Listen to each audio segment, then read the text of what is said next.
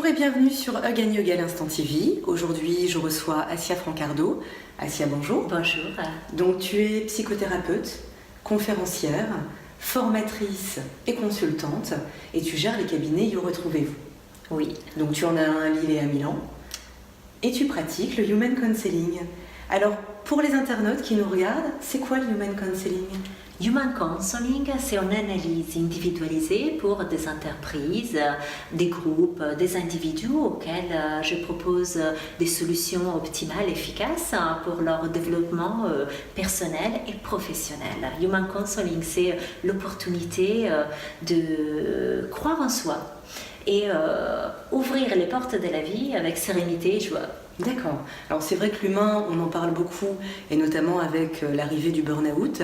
Alors c'est un sujet assez sensible et j'aimerais savoir, selon toi, Assia, c'est quoi le burn-out ? Le burn-out, j'aime beaucoup la définition émotionnelle des Marshall de 1992 dans son livre Syndrome d'épuisement professionnel. Elle donne cet accent à cet épuisement émotionnel dans lequel on a un développement en réactivité par rapport à des tensions émotives chroniques et une manifestation dans l'épuisement, une vidange. Donc j'ai annoncé cela pour souligner cette perte des cognitions et d'émotions vis-à-vis d'un emploi que pour nous c'était quelque chose de vital. D'accord. Et tu le vois se développer depuis combien de temps dans tes cabinets ? Depuis 2007, je me suis orientée à étudier cela. D'ailleurs, j'ai fait une thèse dessus. Et je retrouve donc 3 patients sur 10. Ça, c'est la moyenne des patients que je reçois. C'est des médecins qui me l'envoient. J'ai travaillé avec les docteurs André sur l'île et des docteurs en Italie. D'accord. Et c'est très intéressant cette relation qu'on a d'ouverture médicale et psychologique ou psychothérapeutique pour donner la clé des résolutions vers ce problème. D'accord, d'accord. Alors c'est vrai qu'on l'associe souvent aux entreprises, alors burn-out, épuisement professionnel. Donc effectivement, les entreprises ont un rôle à jouer. Et d'après toi, quel rôle ont-ils dans l'apparition des symptômes ? Ils ont un grand rôle car aujourd'hui ils demandent de plus en plus. Donc dans toute cette demande, le salarié, quelle position il doit avoir ? Il doit toujours répondre à tout sans jamais mettre des limites. Et si on va dans cette direction, on va vers le burn-out. Et donc à nous de pouvoir comprendre notre confin et notre limite pour délimiter notre espace. D'accord. Et comprendre aussi que le travail, c'est une partie de la vie et c'est pas l'entière vie. Oui, en effet, en effet. Donc, et si on passe de l'autre côté, toi en tant que psychothérapeute, que peux-tu suggérer à ces entreprises pour améliorer cela finalement ? Alors, il y a déjà certaines entreprises qui le font, mais je suggère, s'il y a aussi des personnes qui écoutent, de prendre le courage d'interpeller des personnes externes qui ont un regard global, qui travaillent directement avec les ressources humaines pour pouvoir faire et diagnostiquer, pas forcément que le burn-out, mais le prévenir. Voir par exemple, on parle d'ergonomie aujourd'hui, dans quel secteur on doit voir, est-ce que le secrétariat, la communication qu'il y a dans l'entreprise. Souvent, je cite aussi Jacques Salomé, dans lequel il dit la relation, c'est comme une écharpe. Alors cette écharpe comporte l'entreprise d'un côté et les salariés de l'autre. On ne doit pas toujours demander, mais on doit aussi apporter les vis-à-vis de l'autre pour donner à vos clients pas seulement une image, mais aussi un produit et une envie de travailler pour vous. Tout à fait, tout à fait. Et donc, quel type de profession peut se présenter ? Donc, j'imagine que ce sont des coachs, des consultants, des psychothérapeutes. Exactement. Je interviens aussi près des entreprises de plus en plus. Il y a même une intervention près des mutuelles que j'ai fait dernièrement. Okay. Donc, le terrain, il est fertile à comprendre qu'on ne peut pas toujours demander, mais on doit aussi découvrir que peut-être cette personne, peut-être pas dans ce poste-là, mais dans un autre, elle peut être un atout. Donc, plutôt que remplacer quelqu'un, de trouver la juste place à cet individu et lui laisser cet espace de créativité. Souvent, si on demande de la créativité, on ne l'a pas. Si on met la pression, là maintenant, on veut un résultat extraordinaire, souvent aussi dans la publicité et tout ça. Quoique, si on laisse le temps de créer et on valorise le salarié, les valorise, dans cette valorisation, il arrive à pouvoir exprimer sa partie plus identitaire. Tout à fait. C'est important d'être soi finalement dans les entreprises. Oui. Et d'être en phase avec les valeurs de cette entreprise. Certainement. Tout à fait. Concernant les salariés, quels conseils tu peux leur donner pour se protéger s'ils ont déjà vu l'apparition de ces symptômes?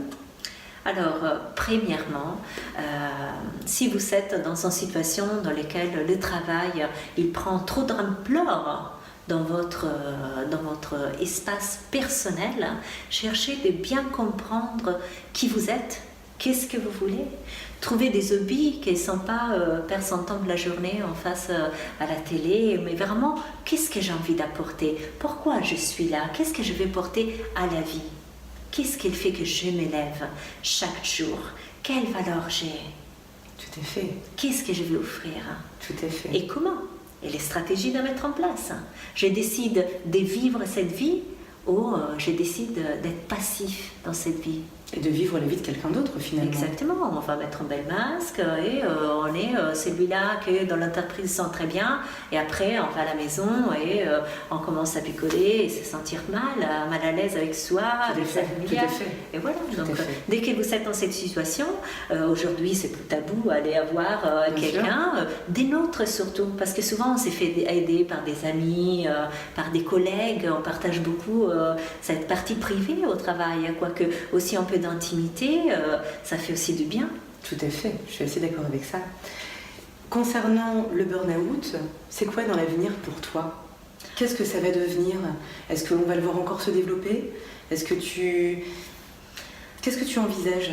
Alors, je tiens à dire que derrière la page de Burnout, il y a une nouvelle page dans laquelle vous pouvez choisir d'écrire qu'est-ce que vous voulez. Écrivez votre vie, parce que le Burnout, aujourd'hui, vous êtes peut-être mal, vous n'en comprenez pas, vous êtes désorienté. Mais sachez que si vous prenez cette force de découvrir qu'est-ce qu'il y a après, il y a qu'est-ce que vous voulez être au mieux. Vous savez, quand on était petit, on avait la baguette magique. On l'a toujours, seulement on a oublié de la prendre. Donc le burn-out, c'est la chance de reprendre ses baguettes et de dire j'ai toujours rêvé de faire ça et pourquoi je ne l'ai pas fait. Et j'ai des patients qui retrouvent ça et ils retrouvent le goût à la vie en arrivant à faire des choses que jamais ils auraient imaginées. Ça, c'est finalement une chance. Exactement. Tout à fait. Même si c'est difficile à vivre sur le moment, effectivement, ça ouvre les portes d'un nouveau soi, finalement, d'une meilleure version de soi-même. Oui. Donc vous avez bien compris, finalement, le burn-out, c'est pas si mal que ça. Même si effectivement les symptômes sont parfois difficiles à vivre, la finalité des choses, c'est qu'on se retrouve différemment et qu'on peut vivre tout simplement une version meilleure de ce que l'on est. Et super cela, qu'il y a aussi retrouvez-vous dans mon logo, c'est vraiment se retrouver retrouver cette identité. Tout à fait. C'est très important finalement d'être simplement soi. Exact. En parlant de soi d'ailleurs, c'est vrai j'interroge effectivement la psychothérapeute que tu es, la professionnelle que tu es, et ce qui est intéressant, c'est aussi finalement d'avoir la vision des choses de la femme que tu es. Et voilà une question simple mais qui est essentielle. C'est quoi pour toi le bien-être? Alors, j'apprécie cette question car c'est le juste moment de montrer un juste équilibre entre le travail et le savoir-être. Donc, le bien-être, c'est justement faire cette cet lien entre le masque et l'individu. Et donc aujourd'hui, le bien-être, c'est certainement avoir une possibilité de s'apprécier comme on est et pour pas tourner dans le burn-out, parce qu'on a aussi même des burn-out dans la profession libérale. Hein. Tout à fait, et même dans la vie personnelle. Exact, dans tout type de vie. Bien sûr. Et donc c'est là où c'est un jeu, le bien-être. Si on sait bien où être dans le bien-être, on sait où aller. Tout à fait, je suis effectivement d'accord avec ça. J'espère que vous aussi. Assia, merci beaucoup pour cet entretien. Merci à toi. De m'avoir fait l'honneur de participer à Hug & Yoga l'Instant TV. Je vous retrouve prochainement pour une nouvelle édition de Hug & Yoga l'Instant TV. En attendant, je vous fais d'énormes bisous et un énorme hug très chaleureux. À très bientôt. Merci. Au revoir. Au revoir.